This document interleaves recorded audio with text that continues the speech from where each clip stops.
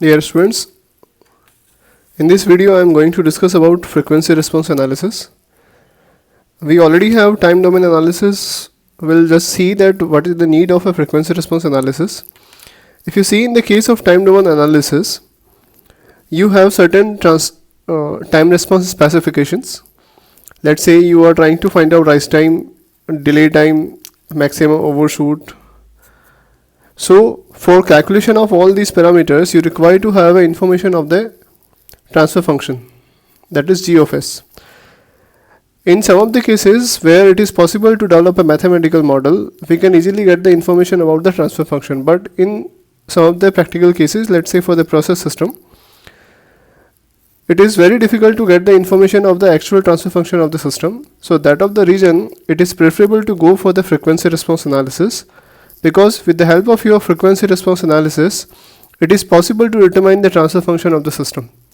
So what is actually the frequency response analysis? In the frequency response analysis, we are trying to find out the output y of t at steady state for a system. So for a system, let's say I just draw a system here. So this system is g of s. For that we are providing an input x of t, and for that we are trying to find out the output y of t. So in this case, the y of t that we are trying to find out is actually a steady state output that we are supposed to find out, and that output we need to find out for an input that must be a sinusoidal input. So let's say I'll just write down this thing as a sin omega t. So in the case of frequency response analysis, we are trying to find out the steady state output response for a system when it is excited by a sinusoidal signal. So for that purpose, we are trying to see that what would be the nature of output. So in order to understand the nature of output, let's say I'll just take a case here that this y of t is nothing but h of t convoluted to the value of x of t. So here h of t is nothing but the system. So let's say in the time domain I have represented the system as h of t. So if I just take a Laplace of this one, it can be denoted as y of s. So this y of s can be written as h of s multiplied by capital X of s. So this x of s is nothing but the input, so Laplace transformation of the input.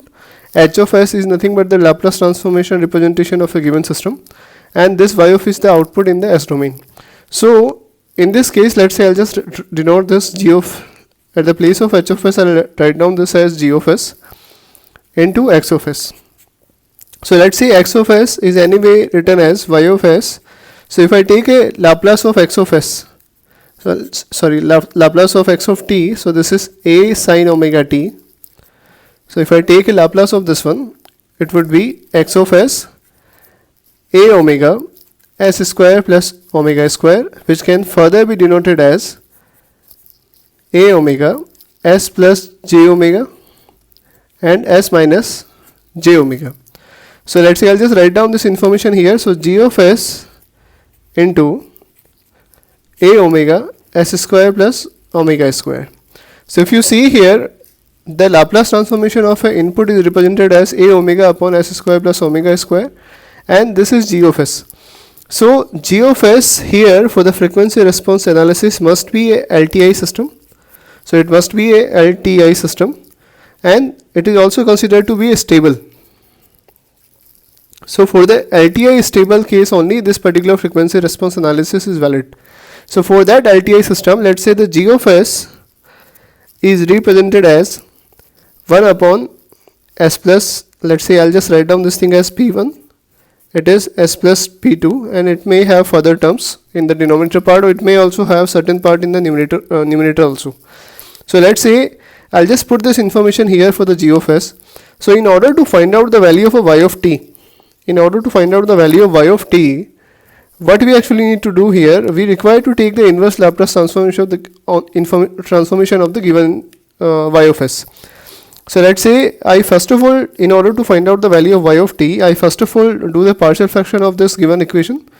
So before doing this partial fraction, let's say I'll just put the information of g of s, considering the information of g of s as 1 upon s plus p1 into 1 upon s plus p2 into this s plus p2 term here.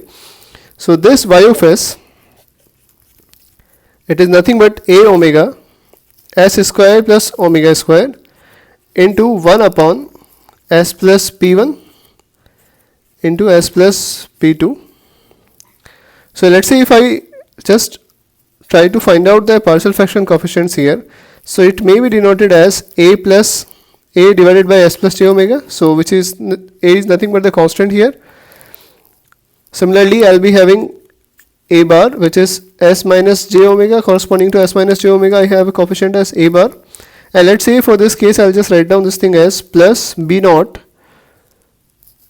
divided by s plus p1 plus b1 divided by s plus p2. So if I take the inverse Laplace transformation of this one, so let's say I have calculated the value of a in a bar and b naught b bar, that may be any other value depending upon the configuration of the g of s. So let's say for any g of s, I will be getting some information of the coefficient as a bar, b naught and b1.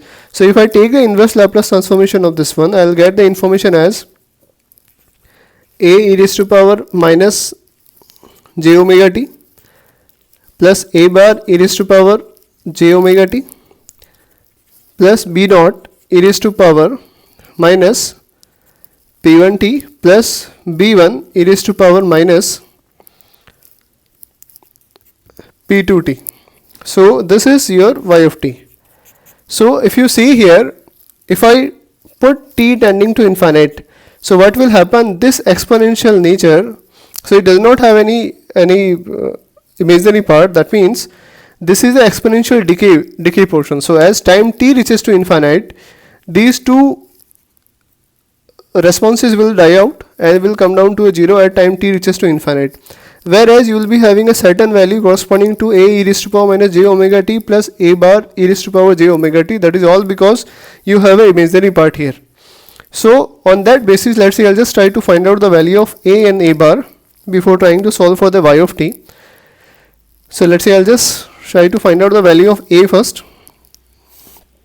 So this value of a can be calculated as a omega s plus j omega into s minus j omega into, so if you see, this a is nothing but the coefficient of s, coefficient for the system, which is 1 upon s plus j omega.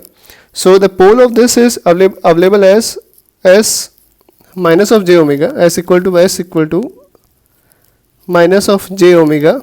So that's why at the place of s we'll put this information.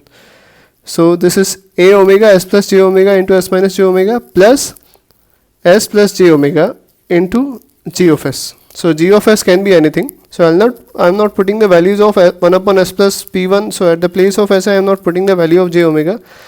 I am considering this thing that it is nothing but a g of s, and for that g of s I am just putting the value of s equal to minus of j omega. So it is a, so s plus j omega and s plus j omega will get cancelled out. So I'll be having this as a upon a omega s minus j omega into g of s, where s equal to minus of j omega. So if you see this value, it is, if I put the value of s equal to minus of j omega, it will be a omega minus of 2 j omega into g minus of j omega. So that's the value that we are getting. So this is the value of a, and the value of a bar is nothing but the conjugate of this one. So if you take the conjugate of this one, it is nothing but a omega 2 j omega, and this thing is corresponding to your s equal to j omega, because a bar is associated with s minus j omega term. So that's why the pole location will be available at s equal to j omega. So that's why this thing is available as j of omega, j omega. So this a bar is nothing but a omega upon 2 j omega into j omega. So let's say I'll just put this information of a and a bar in the actual equation of y of t that we are getting here.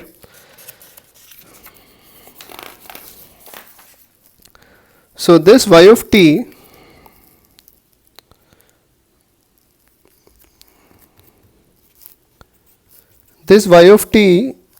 let's say I'll just write down first the base equation.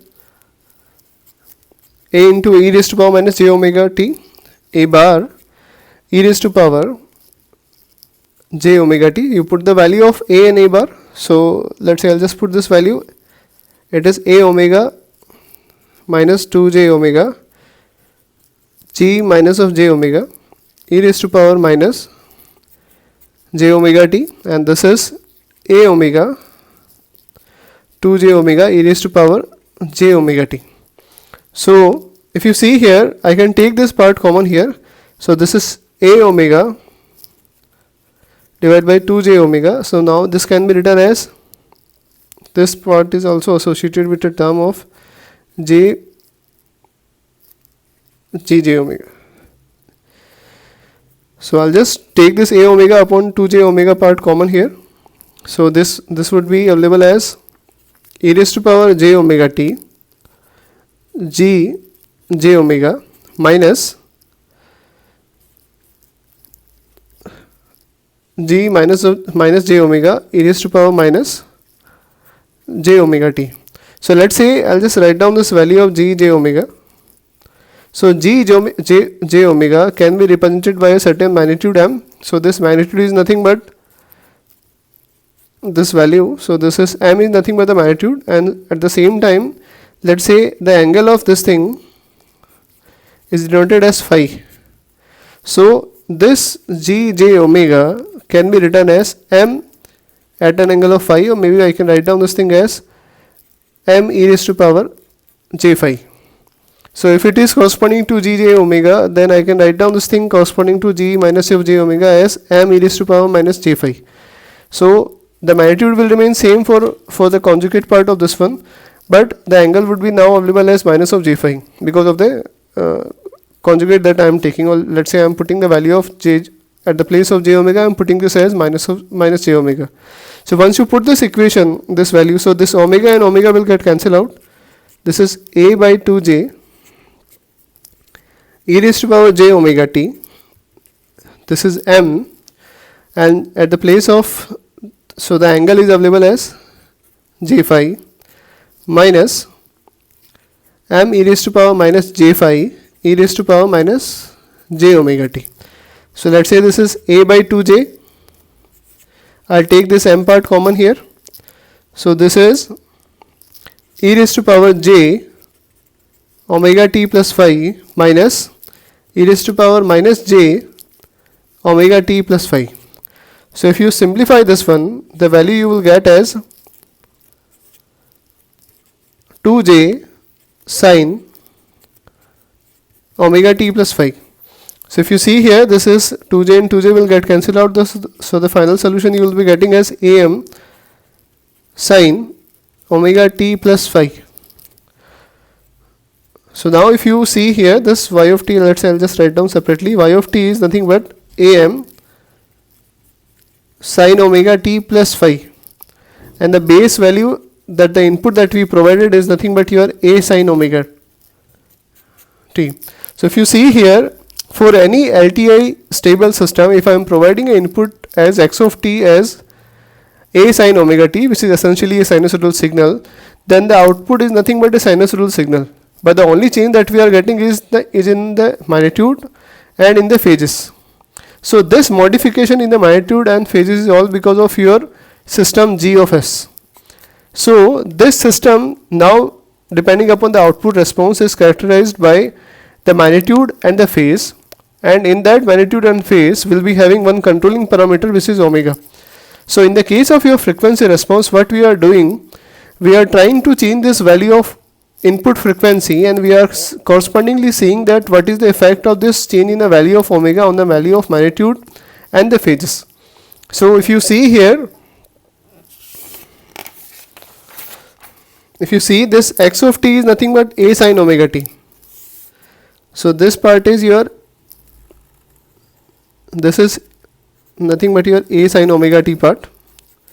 Corresponding to this, I will be getting a signal y of t, which is the output, which is am sine omega t plus phi. That means this signal is now associated with a term phi. So it is advancing the signal by an angle of your phi, and now this thing can be written as, can be drawn as,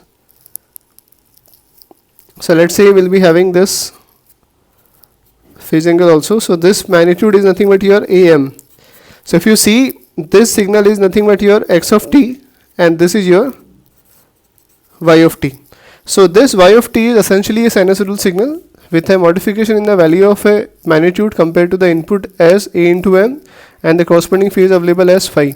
So in the case of your frequency response analysis, what we are doing, we are changing the value of your input frequency omega, and correspondingly we are saying that what would be the change in the value of your magnitude and phases. So depending upon this thing, we'll be having a number of plot in the frequency responses. So the first plot is your body plot. We also have your polar plot, and also let's say I'll just write down here only, this is Nyquist plot, and then after we'll be having this Nichols chart also.